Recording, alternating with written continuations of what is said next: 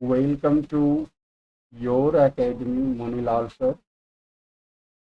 My dear students, आज मैं class 10 subject English book footprints without feet chapter number 7 the necklace का part 4 explain करने जा रहा हूँ। डियर स्टूडेंट्स, इसके पहले तीनों पार्ट्स आप अवश्य देख लें ताकि आपको पूरी स्टोरी समझ में आ सके। अभी तक हम लोगों ने जाना था यह जो नेकलेस नाम की जो स्टोरी है, कहानी है, इसे फ्रेंच राइटर गाइडी मोपासा ने लिखा है। और यह स्टोरी एक ऐसे कपल की है जो एक क्लर्क फैमिली से बिलोंग करते हैं, अर्थात मटिडा वाइफ है मिस्टर लॉयसल के। मटिडा जो है क्लर्क फैमिली से बिलोंग करती है और उसके पतिदेव भी एक पेटी क्लर्क है, आपने पहले ही जाना है।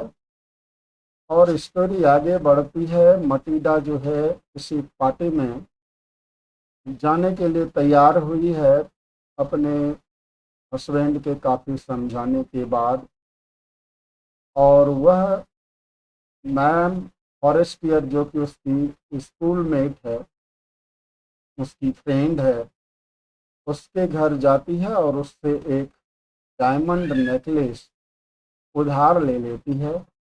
और उसकी फ्रेंड जो है उसे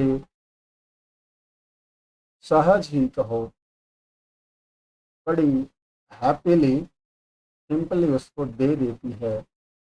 और आगे क्या होता है इसे हम लोग आज पढ़ने वाले हैं। तो आज स्टार्ट होगा द डे से।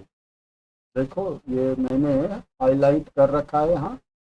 तो डियर स्टूडेंट्स, आज यहाँ से हम लोग एक्सप्लेनेशन स्टार्ट करने वाले हैं। तो चलो शुरू करें। The day of the ball arrive, कहता है अब जो है बॉल वाला दिन यानी पार्टी वाला जो दिन था वह आ गया। Ma'am Loisel was a great success, यानी मैम लॉयसल जो है एक सफल लेडी थी, सक्सेसफुल लेडी थी। वह सक्सेसफुल किस मामले में कि जिस तरह का कॉस्ट्यूम वह चाहती थी, जिस तरह का ज्वेल्स वह चाहती थी, सब कुछ उसे मिल चुका है। She was the prettiest of all, elegant, gracious, smiling and full of joy. Writer कहते हैं कि she was the prettiest of all, यानी वह सबसे खूबसूरत, और she was elegant, gracious, smiling and full of joy. वह काफी एलिगेंट लग रही थी, भव्य लग रही थी। ग्रेशियस यानी काफी वैभवशाली जिसको कहते हो, शान और शौकत से युक्त, मुस्कुराती हुई, और फुल ऑफ जॉय, उमंग से, खुशी से भरी हुई। All the man noticed her, asked her name and wanted to be presented, यानी जितने भी पुरुष थे सब ने उसे देखा और उनका नाम पूछा और उन्हें ही प्रेजेंट देना चाहते थे, उन्हें ही उपहार देना चाहते। प्रेजेंट मतलब यहाँ उपहार देना, गिफ्ट देना। She danced with enthusiasm, intoxicated with pleasure, thinking of nothing but all this admiration, this victory so complete and sweet to her heart.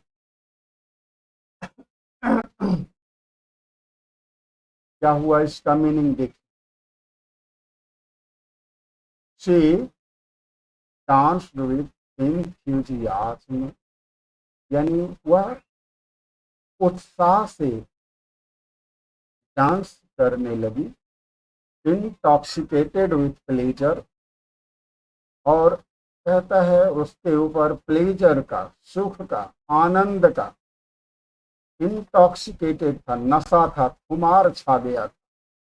Thinking of nothing, कहता उसे कुछ भी याद नहीं, कुछ नहीं सोच रही थी, सिर्फ वह क्या सोच रही थी, ऑल दिस एडमिरेशन, लोगों द्वारा मिलने वाली जो उसको प्रशंसा थी, एडमिरेशन, तारीफ थी। The victory so complete and sweet to her heart, एक ऐसी विक्ट्री, एक ऐसी जीत समझो जो बिल्कुल कंप्लीट थी, यानी पूर्ण थी, and sweet to her heart, और जो उसके हार्ट को, उसके दिल को मधुर लगती थी, यानी जो उसको बहुत ही पसंद था, ऐसी जीत। ठीक है, तो इस तरह से कहने का मतलब है कि एकदम बेहद खुश है, बेहद खुश। She went home towards 4 o'clock in the morning. अब सुबह सुबह 4 बजे ही वह घर चली गई।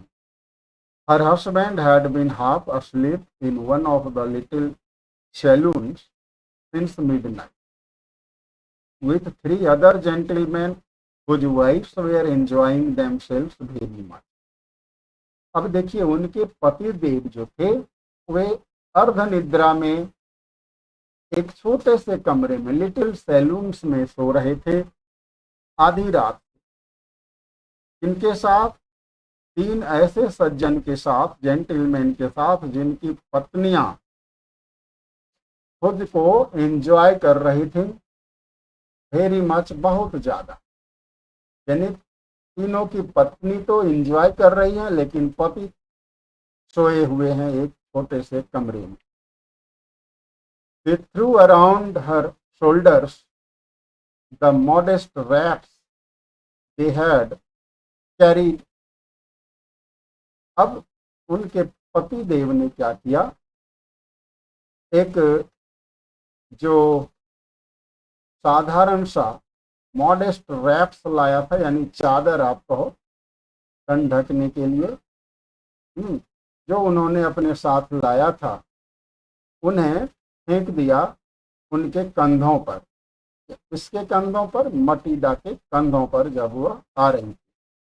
कुछ poverty clashed with the elegance of the ball costume. अब कहता ये जो डियर स्टूडेंट्स मॉडेस्ट रैप्स है ना, वो चादर सी, तो चादर जैसा एक कोई कपड़ा है, वस्त्र है, तो वह देखने में बिल्कुल पॉवर्टी स्ट्राइकन लग रहा था, ऐसा लगता था गरीबी का मारा हुआ है यह चादर। ठीक है, क्यों कहता, इसलिए राइटर कह रहा है कि ये जो रैप्स है ना, चादर, कुछ पॉवर्टी क्लैश हुई, यानी उसकी गरीबी जो है मानो क्लैश कर रही थी, संघर्ष कर रही थी, इसके साथ elegance of the ball costume, ball costume के साथ जो एलिगेंस है, उसकी जो भव्यता थी। कहने का मतलब ड्रेस तो उसने खूबसूरत सा पहन रखी है, ठीक है, कॉस्ट्यूम शानदार है, लेकिन चादर जो है बिल्कुल फटी सी है, गंदी सी है, यानी मैच नहीं कर रही है वह चादर उस कॉस्ट्यूम के साथ। ठीक है, she wished to hurry away in order not to be noticed by the other women who were wrapping themselves in rich fur. ध्यान देना डियर स्टूडेंट, अब वह सोच क्या रही थी, she wished to hurry away in order not to be noticed, वह जल्दी जल्दी कर रही थी, ठीक है, कि वह चुपके से निकल जाए ताकि अदर वुमेन उन्हें नहीं देख लें, जिनके पास रैपिंग यानी जिनकी चादर जो है ऐसी थी, इन रिच फर्स यानी काफी महंगे ऊन के बने हुए, ठीक है, वुलन शॉल ओढ़ी हुई थी बाकी महिलाएं। तो डियर स्टूडेंट्स, एक बात याद रखना, गरीबी छिपाए नहीं छिप, ठीक है। यहाँ पर राइटर कुछ हिंट कर रहा है कि गरीबी को आप कितना ही छिपाओ छिप नहीं सकती है, वो कहीं ना कहीं देखे ही जाती है। अब देखिए, जो वुमेन रियल में रिच थी, उनकी चादर भी रिच फर्श की है, यानी चादर भी शानदार है उनकी। लेकिन लॉयसल के पास तो भाई वो रियल में तो कुछ थी नहीं, रिच तो थी नहीं वह, लेकिन दिखावा कर रही थी रिच होने की, ठीक है। Loisel detained her, wait said he, Loisel ने उन्हें रोका, डिटेन्ड किया, कहा रुको। लॉयसल ने अपनी पत्नी को कहा रुक जाओ, I am going to call a cab. क्यों रोकना चाहा? कहा मैं जा रहा हूं किसी गाड़ी वाले को बुलाने। But she would not listen and descended the steps rapidly, लेकिन उसने सुनी नहीं उसकी बात, और स्टेप्स यानी सीढ़ियां जो है डिसेंडेड उतरने लगी, रैपिडली तेजी से, यानी फटाफट सीढ़ियों से उतरने लगी। When they were in the street, जब वे लोग सड़क पर आए, दे फाउंड नो कैरेज, उन्हें कोई कैरेज नहीं मिला, यानी कोई भी वाहन जिसको कहते हैं कैरेज, ठीक है, कोई गाड़ी नहीं मिली, कैब नहीं मिला। And they began to see for one, अब वे लोग किसी गाड़ी की तलाश करने लगे। Hailing the coachman whom they saw at a distance, कहता है जो कोई भी कोचमैन, जो कोई भी गाड़ी वाला उनको दूर से ही नजर आता, उनको ऊंची आवाज में चिल्लाता, पुकारता, हेलिंग आवाज लगाता।